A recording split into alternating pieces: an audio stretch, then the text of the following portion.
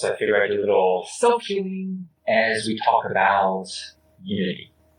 And so we've been seeing a lot of different social media posts about what people should be doing and thinking. Because I'm on my deep exploration of words, I started to think and feel through, what is the energy, and what is the consciousness that's being broadcasted when people are displaying what other people should be thinking and doing. So I'm going to use some examples so you know what I'm talking about, because this might be a little bit too contextual and meta. Some concrete examples in the fitness industry, right? People will say, are you in shape? Are you healthy? You need to do this to get healthy. You should be doing this to get fit, right? It's either fit or not fit, healthy or not healthy. And if you think about that, is there unity in those words or is there separation? So, and let's go to, let's say, the finance wealth world, right? So this is what you need to do to make money. This is what you should be investing in. Wealthy or not wealthy, money or no money, the rich and the poor, the middle class versus the upper class. Again, this is the language of unity versus separation. And let's go to the personal growth space, my favorite, with slight sarcasm. Are you awake or not awake? Are you enlightened or not enlightened? Are you smart? Not smart. Are you 5D or 3D? This is the new thing, like 5D or 3D. And again, we look at and feel through the language. Is that a language that is putting out into the consciousness separation or unity? What does all this have to do with you? Well, it is my opinion that we are all one, right? We are all sharing a collective consciousness, and yet we're also individuals, right? You're you, I'm Steve, and you're whoever's watching. Just give me a little shout out, hello, if you're watching this. And so you're you, and I am me. However, there's direct science showing that we are quantum entangled, right? If we want to use science. There's direct research, for example, this is very old research. You put a bunch of girls together, after a few months, their menstrual cycles synchronize. And so there is this collectiveness, right? When people gather, but this is technically all happening even where we're worlds apart, right? And so there's this unity that's happening collectively. What happens is if you apply what I just talked about in terms of unity and separation words to this concept that we are always broadcasting and existing in this collective consciousness, even though we have our own separate ego, that every single word that we are putting out there contributes to the collective consciousness. And so here's the interesting part. If you ask people consciously, hey, would you like to separate people or would you like people to unite? I would say the majority of the people would choose unity, right? Of course. However, what they haven't been taught and they haven't deeply explored yet fully is that their language may actually be promoting separation, right? Because we're kind of strongly influenced by other gurus and TV and certain books. But if we just search within, because I believe that everything we ever want to know is already in us, right? Because just think about it. If we are tapping into the collective consciousness, there's a lot of data out there, knowledge. We for sure can kind of tap into that collective knowing and remember it, right? Because we technically have always had it, right? And so if you take that concept of it, so remembering of the collective and that we are one, you start to realize, wow, my words, the words that I'm speaking, the words that I'm typing in, on a social media post, I have the utmost opportunity to build to the collective consciousness and build unity. Because here's a different way to frame everything that I just spoke about earlier in this video, right? If we use the fitness example, right? So the original example of separation language and separation mindset is you're fit and I'm not, or I'm fit and you're not. You're in shape and he's not, or she's not, and he is in shape, and so on and so forth. You are thin and he is obese, right? These are words of separation. What if we took a different frame? What if we worded it as, one, We all have muscle, body fat, blood, all kinds of chemicals.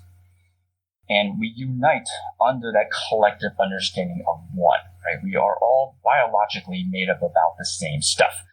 Granted, one person may have a gradient more of body fat or a gradient more of muscle, but we are all collectively a big bag of chemicals. That frame gets rid of the, well, you're blank and I'm blank, as if we're in two separate boxes. What if we put all humans in one box and realize we're all standing in a different spot in this box? What would that language or that mindset produce? I want you to imagine, right? What would that mindset produce? Granted, for the people that are selling separation, in other words, the people that are subconsciously selling you're not good enough, in this phase of consciousness, they might be an immediate drop in their revenues, right? Because they can't say, hey, you're fat, you need me to get in shape. Typical message of fitness world. However, I believe that in the long run, that this concept of not two separate boxes, that we're in one single box, in the long run, is much more beneficial for humans, right? And so I'm not going to impart details of that. You get to imagine what that means. So we can apply this to money. Instead of, hey, the upper class and the wealthy are doing this to the poor, everyone has anywhere from a penny to $1 trillion and anywhere in between. It's one single box. We're just at different places in this box.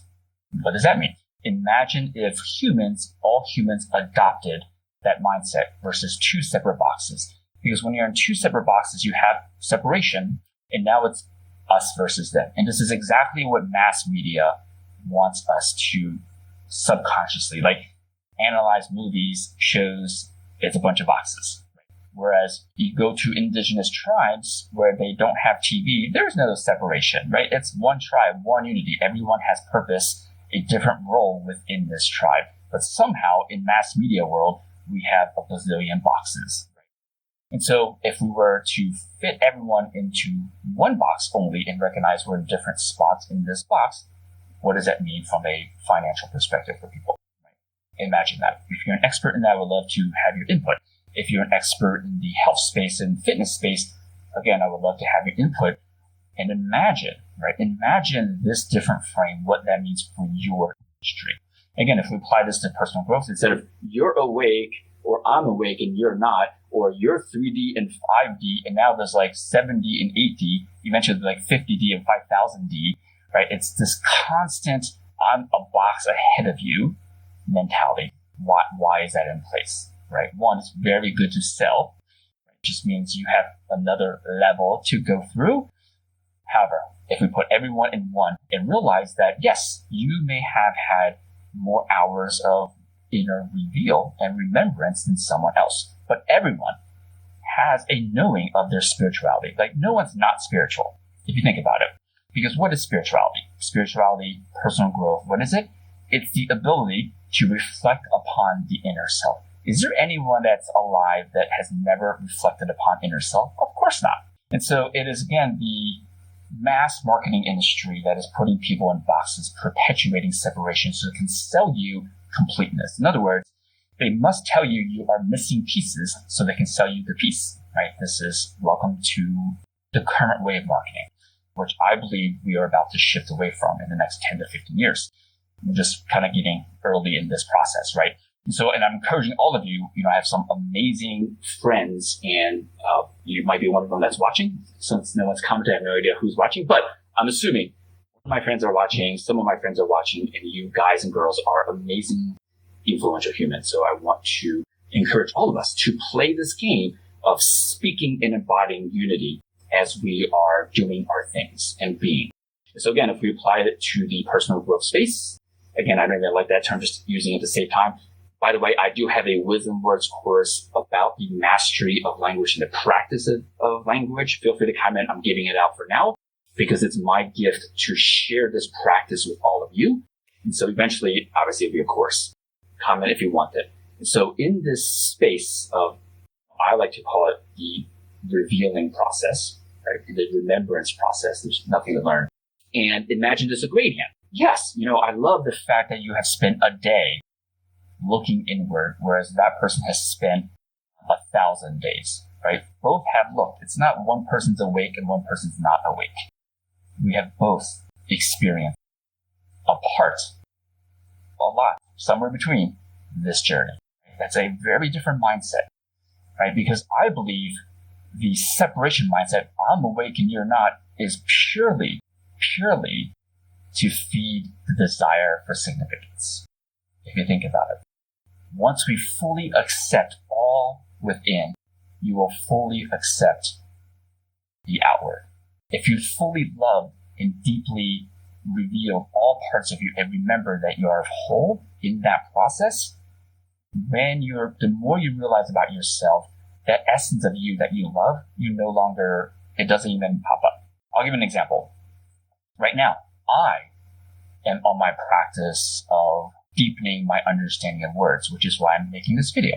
If I have already fully embodied this practice, I wouldn't even be making this video. I don't make videos on like, eat this and not that much. Eat this food and not that. Why? It's because I spent 30 years doing that. It's part of me. When I go out to eat with friends, they always think I'm judging them about food. I'm like, you can eat whatever you want, because I eat whatever I want. I've just embodied a healthy way of eating where it is not a conscious decision anymore.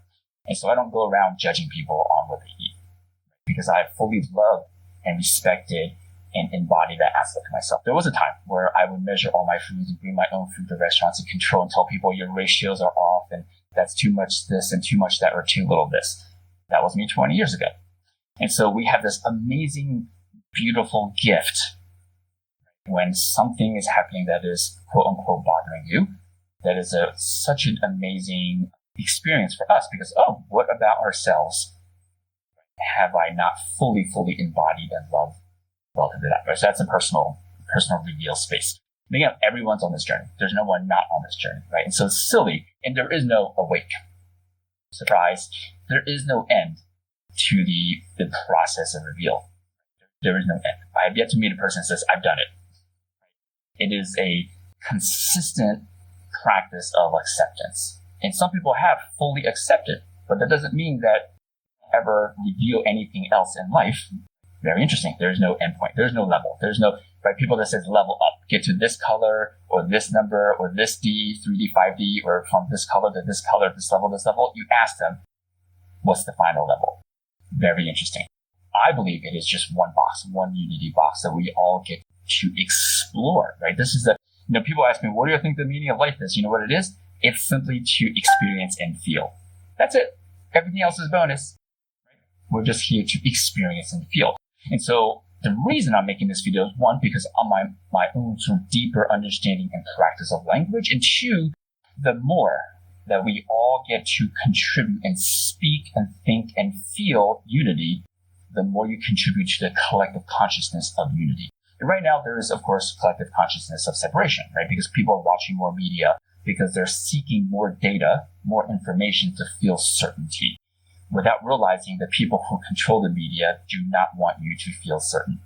Because if the news and the media and even social media want you to feel certain, that means you would now get off of media. And their entire business model is to keep you on media. So they must, in a very brilliant way, impart separation into your mind subconsciously. This is not, conscious. It would be too apparent for you, and you would recognize it, and you would go and, break down their doors and slap them around, right? And so it is being done subconsciously.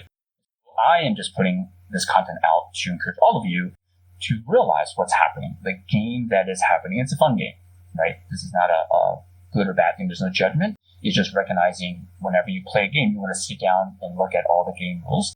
So those of us can choose to play within the game rules. You also can bend the rules. That's a whole different video, right? We can definitely change reality for sure. But if you're currently in the practice of just playing in the rules, recognize the rules are the information is imparting separation. So hopefully you found this helpful. And again, if anyone wants the Wisdom Words course, just comment. I will put that there. It is absolutely free. There's no upsell. There's no funnel. You just opt in. There's no checkout process, right? And so I recognize that this is the greatest time in human history because a lot of energy is moving. And so we get to support each other in this process of unity. So we get to speak unity into our words. And so again, if you're in any niche, the healthcare niche, Stephen, that's awesome. And you can do, you could be in whatever niche you're in. It could be any niche, any teaching, education, real estate, whatever you're in. What would your words be like if you embodied unity, right? What would those words be? And let's practice. It's like a fun game. Imagine if we all did this. Some of us did this for the next week, 2 weeks, what that would mean for society.